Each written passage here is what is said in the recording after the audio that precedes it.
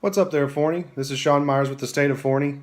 As you know, I used to do a podcast and kind of talk about things going on with Forney, new business, politics, things going on with city council meetings and city government and stuff like that. Then I decided to run for city council. Of course, now I am place two city council member.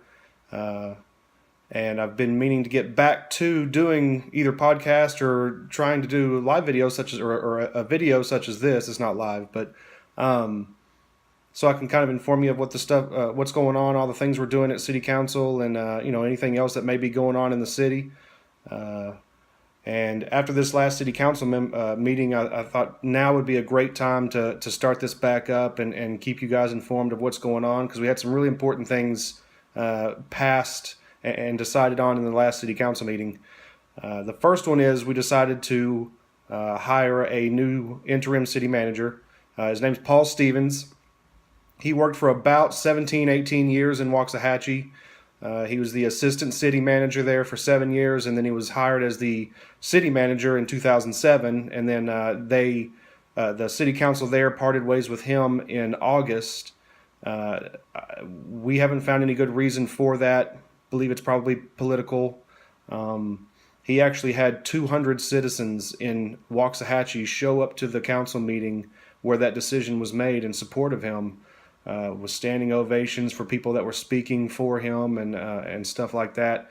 He has extensive city government experience in Addison, in Burleson, and in Ovilla. And then he moved on to Waxahachie. Uh, all of the research that I've done, there hasn't been one person that had anything bad to say about him. I think he's going to be a great fit, help us get commercial growth moving forward.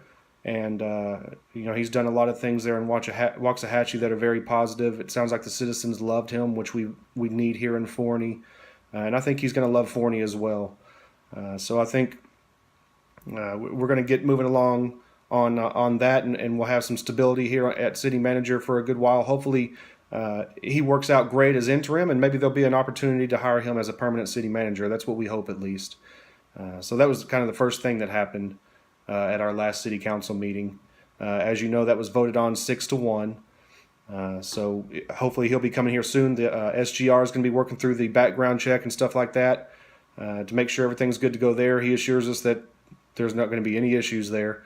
In case you're wondering why that wouldn't be done before we vote to hire them, it's just sort of a business decision for SGR. They can't pay to do background checks and stuff like that on every candidate before they're even considered for a job. So they don't do that until a city considers them for the job, and then they'll go through the background check and all that good stuff, and it goes from there. So that's kind of how that works with these companies that do the search for city managers and city officials and stuff like that municipalities hire them to look for. So that's the deal with that. The next major thing that happened, which I'm very proud of, is the compensation study came back on our city staff, which included general city government as well as public safety, which is police and fire. During campaign season, I was asked to come speak for the police association and kind of give them an idea of what I was running, why I was running, and what are the things I wanted to do. And one of those things was that I believe a compensation study needed to happen, because in previous, maybe most of you probably know, but I attended nearly all of the city council meetings for 3 years before I ran, and for 2 years before that I attended a bunch, but not all of them. One of the things that I witnessed at a previous budget meeting, I believe was last year. It was just last year's budget meeting, not this one that we just approved, but the year before that.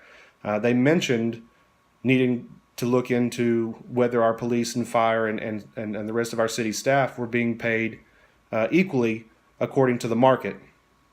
But as most things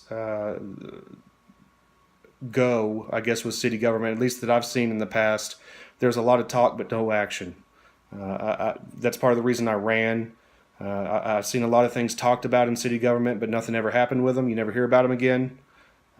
So that was one of the things I spoke to them about at that meeting. And when I was elected, we started talking to the police association, they had actually conducted their own compensation study, and they presented that to me. They sent that information to me, and that was also sent to our city manager at the time. And it was good information to have. It was good to compare to the compensation study that the city did. It was independent of anything that they did themselves, but it was very comparable to what the city found as well. So that ended up being a good resource.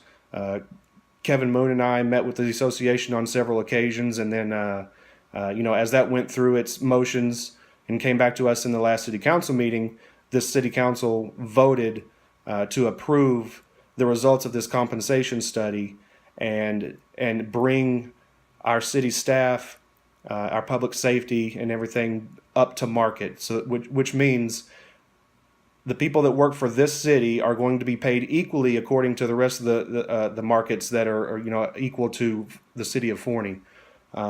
As you know, or maybe you don't know, there have been several police officers that had resigned and moved on to other cities or just retired in the past few months, and a lot of that had to do with the pay. When you have other cities around you and other markets equal to you that will pay their officers and their firemen and women and city staff more money to do the same job, you're going to have a lot of people wonder why stay here. If they can support their family better in a different city, then chances are they're going to look elsewhere. So I think we had a little bit of that going on. It also, when you don't pay equal to the rest of the market, it's also, you have competition problems when you're trying to hire new officers or hire new firemen or hire some great staff in the general city government. You're going to have some big competition in other cities. A lot of people take more pay. People want more money. They want to support their families better by being paid more. So that's helping us recruit better employees for the city of Forney and keep us protected more and make sure that everyone is doing a better job, doing the best job possible to make the city grow and prosper the way that it should. So that one was very important to me, and I wanted everyone to understand exactly what that meant, because it's not just we do a study and we pay people more money. There are reasons that we go through that. We want to hire the best employees here in Forney, and if you can't pay them and insure them and support them as well as the rest of the markets, then that's an issue. So that was one of the big things that I wanted to talk about as well. The next one, which is a cool one for me, I think this is great for the city. A lot of people want to ask citizens to come to our city council meetings and EDC meetings and all that. And you'll even, at times, I'm not saying that that's happened here, but at times it'll be a bit condescending, as if you don't care because you don't come to the meetings, which I find to be just garbage. So the big reason that I love the next thing that we approved, which is called Swag It, is we are going to be live streaming city council meetings once we get all the equipment installed and get everything working, which is probably going to be at least another couple months maybe. Then we will be live streaming all of the city council meetings and probably other meetings as well. It'll start with city council and be sort of a soft opening per se, kind of like they do with restaurants. And what that's going to allow you to do is not only will it be live streamed, but when you want to look up some information in a previous meeting or you want to refer back to a previous live stream, you can go look those videos up on the city council website. And that software actually has the capabilities of you being able to search per agenda item and finding an individual video per agenda item and things like that. It's a very, very cool software. Many cities are using it already. It's going to be great. I think it's perfect for city government, because there are a ton of people that aren't going to come to the meetings. You don't have time. We got kids. We got to work. We got to get ready for the next morning. We don't have time to go to these meetings. So This will be great for you to look at them at your leisure or watch them from home, especially if there's certain subjects that are more important to you than others. You know, some are boring, like budget topics and stuff like that. They'll put you to sleep. But things like, you know, compensation studies for our police and hiring city manager, those are important to our city. So you can tune in at any time and either check it out live or look up a recorded video and look at that information. So I think that's huge. It's going to be awesome, and I'll let everyone know when that starts once we get it all installed and good to go. So the other one, the last one I wanted to talk about, there are a lot of items on the agenda. I'm just kind of highlighting the most important ones, but the other one was the PID agreement here in Fox Hollow. Just to keep it short, the maintenance agreement is going to stay the same. It's going to stay the same as it was before. It's the same as what we are now. Nothing changes for existing residents. The only thing that really changes is there's going to be a new capital PID for the new phases in Fox Hollow. And the new phases, the people that are moving in to buying new homes here in Fox Hollow in the new phases are going to pay a capital PID assessment. And that's going to help with infrastructure improvements over there. And it's also going to help with getting the Monitor Boulevard finish out started and the rest of Rogers and stuff finished out. So all that can get done. So that's really all that entailed. It doesn't affect existing residents, so you're all good. I think we all know that already. I've made a few posts on social media about it. So, but I just wanted to talk about it again just to make sure everyone knows what's going on there. I'm going to continue these as often as I can. Being on city council, running a business, having 3 kids and a wife, I'm really busy. So I'm going to do this, like I said, as much as I can. This is my first one on video, and this hasn't been as bad as I thought it was going to be. So I think I can do this more often than I thought I might be able to. But we've got some cool stuff coming up.